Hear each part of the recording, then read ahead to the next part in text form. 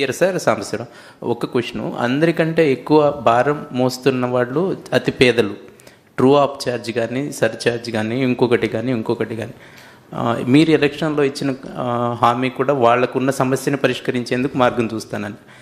First ప్రయారిటీగా దాని మీద ఏమైనా మీరు యాక్షన్ తీసుకునే అవకాశం ఉందా? ఉంటే ఆ ఆలోచన ఏంటి చెప్పగలిగితే బాగుంటుంది. అంటే నేను ఏమంటానంటే, ఇప్పుడు ఇమ్మీడియట్గా భారం పడిపోయింది. నెక్స్ట్ రెగ్యులేటరీ కమిషన్ మళ్ళీ టారిఫ్ రావాలి. ఆ టారిఫ్ కూడా ఎప్పుడు వస్తుంది మీకు? నెక్స్ట్ మార్చికి వస్తుంది. నవంబర్లో ఫైల్ చేస్తారు, అప్పుడు వస్తుంది. ఒక పక్క టారిఫ్ని ఎట్లా కంట్రోల్ చేయాలి, రెండోది దీన్ని ఎట్లా రివైవ్ చేయాలి. పేదవాళ్ళకు లాంగ్ టర్మ్లో, ఇప్పుడు షార్ట్ టర్మ్లో కూడా నెక్స్ట్ నుంచి ఎట్లా చేయాలి, ఆ తర్వాత ఎట్లా చేయాలి. వేరియస్ ఛాలెంజెస్ ఉన్నాయి. ఇప్పుడు నేను ఢిల్లీకి వెళ్ళాను, అందరి మంత్రులను కలిశాను, ఫైనాన్స్ మినిస్టర్ని కలిశాను. ఇప్పుడు వాళ్ళు కూడా ఎంతవరకు హెల్ప్ చేయగలుగుతారో హెల్ప్ తీసుకోవాలి. మన భారం ఓకే, మనకిక్కడ ఓట్లేసి ఒక దుర్మార్గుడిని ఒక తెక్కలోని తీసుకొచ్చుకున్నాం, ఇష్ట ప్రకారం చేసి వెళ్ళాడు. వాళ్ళకి 29 రాష్ట్రాలు ఒక రాష్ట్రాన్ని మొత్తం చేయలేరు. మన కష్టంతో మనం చేసుకుంటూ వాళ్ళ చేయూత కూడా తీసుకోవాల్సిన బాధ్యత మన మీద ఉంది. అట్లా కాకుండా మొత్తం మీరు భారం తీసుకోండి, మీరే చేయండి అంటే ఒకవేళ ఎన్డీఏలో భాగస్వాములుగా ఉన్నా వాళ్ళకు కూడా ఇబ్బందులు ఉంటాయి. ఈ విషయం ప్రజలు గుర్తుపెట్టుకోవాలి. ఒక దుర్మార్గుడు చేసిన పనికి, ఇప్పుడు తెలంగాణ ఉంది, ఆదాయం ఉంది, ఇక్కడ ఆదాయాన్ని కూడా చంపేశాడు. ఆదాయాన్ని చంపేశాడు, అప్పులు చేశాడు. ఇంకొక పక్క ఎక్కడ దొరికితే అక్కడ అప్పులు చేశాడు. కడాన మద్యాన్ని కూడా తాకట్టు పెట్టి 25 ఏళ్ళకు అప్పులు తెచ్చిన మహానుభావుడు. ప్రభుత్వ భూముల తాకట్టు పెట్టి అప్పులు తీసుకొచ్చిన వ్యక్తి. ఇది చాలా డిబేట్ జరగాలి. ఇప్పుడు నా 45 ఏళ్ల రాజకీయ జీవితంలో ఎప్పుడూ చూడనటువంటి దుర్మార్గమైన పాలనని ఈ 5 ఏళ్లలో చూసాం, అంతే సార్. ఇప్పుడు 2014 నుంచి 19 వరకు పవర్ ఇంటరప్షన్ లేదు, ప్లస్ ఛార్జీలు కూడా పెంచలేదు. మళ్ళీ ఇప్పుడు నుంచి మీరు ఎన్నికల ముందు చెప్పారు, ప్రస్తుతం అందరికి ఇబ్బంది ఏంటంటే పవర్ ఇంటరప్షన్స్ లేకుండా చేసే బాధ్యత నాది. అది రేపు ఎల్లుండి చేస్తాం. ఇప్పుడే చెప్తున్నా మీ అందరి ముందర, మా విజయానందకి, ట్రాన్స్కోకి అందరికీ చెప్తున్నా, we are very clear, I am very clear. Everywhere meters ఉంటాయి, బీ కేర్ఫుల్. ఎవడైనా సరే ఎక్కడైనా సరిగా పనిచేయకపోతే ఆ రికార్డు తీసుకొని will take firm action. Voltage ఉంటుంది, ఎప్పుడు కట్ అయింది ఉంటుంది, అప్ టు సబ్స్టేషన్ వరకు ఉంటుంది, ఈవెన్ ఇంటి వరకు కూడా ట్రాక్ చేసే అవకాశాలు ఉన్నాయి. కాబట్టి ఎక్కడైనా సరే అది ఉంటే ఆ సిస్టమ్ ఎస్టాబ్లిష్, ఆ సిస్టమ్స్ కూడా చంపేశారు. ఒకప్పుడు ఇక్కడ కంట్రోల్ రూమ్ పోతే యూ కెన్ మానిటర్ ఎవ్రీథింగ్. ఇప్పుడు ఆ రికార్డ్స్ కూడా లేకుండా చేశారు. వీళ్ళు కూడా డిస్టర్బ్ చేశారు. వీళ్ళు వచ్చిన తర్వాత ఎవడు పట్టించుకోదు, వీళ్ళు పట్టించుకోడు, వదిలేశారు. Now I'm asking them, current కోతలు అనేది రాకూడదు, లో వోల్టేజ్ ఉండకూడదు, కరెంటు క్వాలిటీ ఇవ్వాలి. దట్ నిన్న మొన్న కూడా కొన్ని కంప్లైంట్స్ వస్తున్నాయి. You alert everybody by taking teleconference and video conference. Not ఎవన్ single complaint రావడానికి వీల్లేదు. ఒరిజినల్గా మీరందరూ గుర్తుపెట్టుకోవాల్సింది, ఒరిజినల్గా రిఫార్మ్స్ తెచ్చిన ముఖ్యమైన ఉద్దేశం ఏంటంటే నాణ్యమైన కరెంటు తక్కువ ధరకు ఇవ్వడానికి పవర్ సెక్టర్ రిఫార్మ్స్ తీసుకొచ్చాం. అందుకే ఎలక్ట్రిసిటీ డిపార్ట్మెంట్లో మీరు చూస్తే అన్ని డిపార్ట్మెంట్ల కంటే ఎక్కువ శాలరీస్ ఎలక్ట్రిసిటీ డిపార్ట్మెంట్లో ఉంటాయి. ఎందుకంటే ఇక్కడ కష్టపడి పని చేస్తున్నారనే ఉద్దేశంతో రిఫార్మ్లో ముఖ్యమైన ఉద్దేశం ఎంప్లాయీస్ హ్యాపీగా ఉండాలి, మెరుగైన సేవలు కన్జ్యూమర్స్కి అందించాలి. సార్, అగ్రికల్చర్ పంప్ సెట్స్ కి స్మార్ట్ మీటరింగ్ ఒకటి ఏర్పాటు చేస్తున్నారు కదా సార్. ఇప్పటికే 50,000 వరకు ఇన్స్టాలేషన్ చేశారు. అది కంటిన్యూ చేస్తారా లేకపోతే విత్డ్రా చేస్తారా? మీరు అపోజిషన్లో ఉన్నప్పుడు కూడా మేము తీసేస్తామని ఒక హామీ ఇచ్చారు. మేము అది కూడా వర్కౌట్ చేస్తున్నాం. ఒకవేళ ఈ స్కీమ్లో ఓవరాల్ స్కీమ్ అది ఎంత రేట్ ఉంది అవి కూడా చూసుకోవాలి. రెండోది అగ్రిమెంట్లు ఏమైనా చూసుకోవాలి. మూడోది, ఒకవేళ అలాంటి మీటర్లు పెట్టుంటే మళ్ళా వేస్ట్ చేయకుండా అక్కడే సోలార్ ప్యానెల్స్ కూడా ఇచ్చి, గవర్నమెంట్ ఖర్చుతోనే ఇచ్చి 4-5 ఏళ్ళలో రీపేమెంట్ కూడా అయిపోతుంది.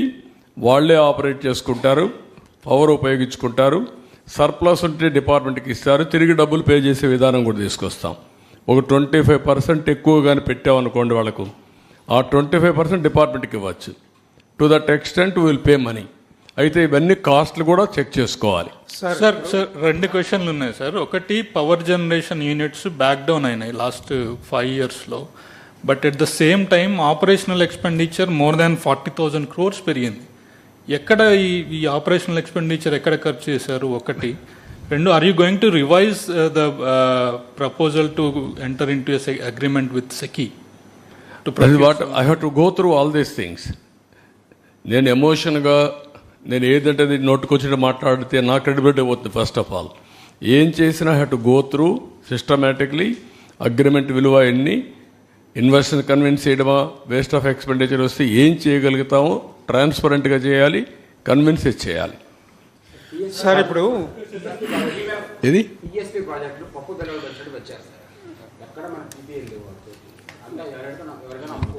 అంటే జగన్ చేసిన విధ్వంసులు అదొకటండి. అంటే రెండు ఆస్పెక్ట్స్ ఉన్నాయి. ఒకవేళ బయట వెళ్ళాయి అనుకోండి ఈ ప్రాజెక్టులు, మనకు నష్టం లేదు, మన కన్జ్యూమర్ అయితే పడుకుంటే చాలు మనకు. ఇప్పుడు దానివల్ల కూడా మీకు ఏమవుతుందంటే కొన్ని ప్రాజెక్టులు కొన్ని హబ్స్ వాళ్ళు తయారు చేసుకుంటారు గవర్నమెంట్ ఆఫ్ ఇండియా. నేను మాట్లాడినప్పుడు Andhra Pradesh is also one of the state to go for green hydrogen. ఇప్పుడు ఉదాహరణకు ఒకప్పుడు మనం ఏం చేసామంటే విశాఖపట్నంలో 2,000 మెగావాట్లు ఇంపోర్ట్ కోల్తో ఎన్టీపీసీ పవర్ జనరేషన్కి ఇచ్చాం. ఇప్పుడు వాళ్ళు ఏమంటున్నారు, మేము దానికి పోలేము, కాస్ట్ ఎక్కువ అవుతుంది, మేము గ్రీన్ హైడ్రోజన్కి పోతాం, అదే సైట్లో మీరు పర్మిషన్లు ఇవ్వండి మాకు. విశాఖపట్నంలో ఉండే థర్మల్ ప్లాంట్ను కూడా గ్రీన్ థర్మల్ ప్లాంట్గా మారుస్తాం పొల్యూషన్ లేకుండా. ఆ కార్బన్ కూడా తీసుకొచ్చి ఇక్కడ డైవర్ట్ చేసుకుంటాం, అంటే వాల్యూ అడిషన్ పోతామని మొన్న ఎన్టీపీసీ చైర్మన్ చెప్పాడు. ఇలాంటి వినూత్నమైన మార్పులు వస్తున్నాయి, అవన్నీ డిస్కస్ చేయాలి. ఉపాధి లేదు కానీ ఒకటి ఉంది అడ్వాంటేజ్, మనకు డబ్బులు వస్తుంది, రెవెన్యూ వస్తుంది, రెవెన్యూ జనరేషన్ కూడా ఉంటాయి దీంట్లో. అదే దాన్నే అవన్నీ కూడా నేను ఒకసారి అన్ని చూడాలి, మొత్తం చూసిన తర్వాత ఏం చేయాలో మనం ఆలోచిద్దాం. సార్, మీకు లెగసీ లాసెస్ 1,29,000 కోట్లు అన్నారు. ఇప్పుడు రిఫార్మ్ 3.0 ఏమైనా తీసుకొచ్చే అవకాశం ఉందా? ఎట్లా చూస్తారు? I'm working on that. అంటే ఈరోజు నేను చెప్పలేను కదా, కొన్ని వేరియస్ మెథడ్స్ వర్కౌట్ చేసి ట్రాన్స్మిషన్ లాసెస్ తగ్గించాలి. రెండోది కాస్ట్ ఆఫ్ జనరేషన్ తగ్గాలి, ఏది తగ్గుతుంది. మూడోది హైబ్రిడ్ మోడల్లో వెళ్ళాలి. ఆ మూడు కూడా ఇంటిగ్రేట్ చేయాలి. నేను ఇప్పుడు టెక్నాలజీ ఉంది కాబట్టి ఆ టెక్నాలజీతో ఇవన్నీ చేసి దెన్ తర్వాత మీరు చెప్పినట్టు గ్రీన్ హైడ్రోజన్. అప్పుడు గ్రీన్ హైడ్రోజన్కి పోతే నెక్స్ట్ లెవెల్ ఆఫ్ అమోనియా ఇవన్నీ వస్తాయి. That to hat work. అంటే బతకాలి కదా, అటంజి వేసి భయపడిపోయేసి పారిపోలేం కదా. How to survive, how to fight. Sir, ఈ ఇన్ఫ్రాస్ట్రక్చర్ డెవలప్మెంట్ చేసే క్రమంలో ట్రాన్స్కో వాళ్ళు కొత్త లైన్లు వేయలేదు, ఎంతప్పటికీ సబ్స్టేషన్స్ కడుతున్నారు 11/33 అట్లా. కానీ 120 అలాగే 200, 400 కేవీకి సంబంధించినటువంటి మెయిన్ లైన్లు అనేది లేకపోవడం వల్ల చాలా ప్రాబ్లం అవుతుంది. అట్లాంటి ఈ 3.0లో ఉంటాయా? అంటే మెయిన్ లైన్ లేకుండా ఎంత? వాట్ ఐఎమ్ సేయింగ్, ఎన్ని వచ్చినా కూడా ఇప్పుడు అందుకే లోకల్ జనరేషన్ వస్తే ఈ లైన్స్ అవసరం లేదు. ఇప్పుడు నెంబర్ 1 షార్టేజ్ వచ్చినప్పుడు గ్రిడ్ మేనేజ్మెంట్కి లైన్స్ కావాలి. రెండోది అడిషనల్ పవర్ జనరేట్ చేసినప్పుడు కొంతమంది ముందుకు వచ్చేది ఏంటంటే మన స్టేట్లో, ఎందుకంటే ఇది ఎడ్యుకేషన్ కూడా కావాలి, గ్రీన్ హైడ్రోజన్ పోవాలండి. అది ఫ్యూచరిస్టిక్. గ్రీన్ హైడ్రోజన్కి ఎంతవరకు పోగలుగుతారు, అది వైబిలిటీ ఉందా, కొంతమంది ముందుకు వస్తున్నారు, మాట్లాడుతున్నారు. ఫస్ట్ ఎన్టీపీసీ మేము వెళ్తాం, మీరు పర్మిషన్ ఇవ్వమంటున్నారు. దానికి సెపరేట్ లైన్ వేయాలి మళ్ళీ. ఆ గ్రీన్ హైడ్రోజన్ వస్తే అందులో కూడా మనకు ఆదాయం వచ్చే పరిస్థితి వస్తుంది, ట్యాక్సెస్ ఇవన్నీ వస్తాయి.